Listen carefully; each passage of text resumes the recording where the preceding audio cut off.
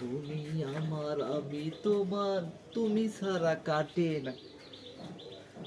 আজকে আবার চাকরির ইন্টারভিউ আছে, আরেকদিন সাতবার পারিনি ইন্টারভিউ। যাই একটু সেন্টেন লাগাই, আজকে আমার ইয়ে করাই লাগবে।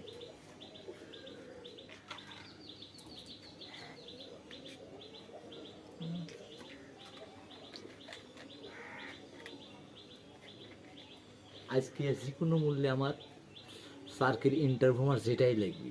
আজকে হচ্ছে এক্সারসাইজ।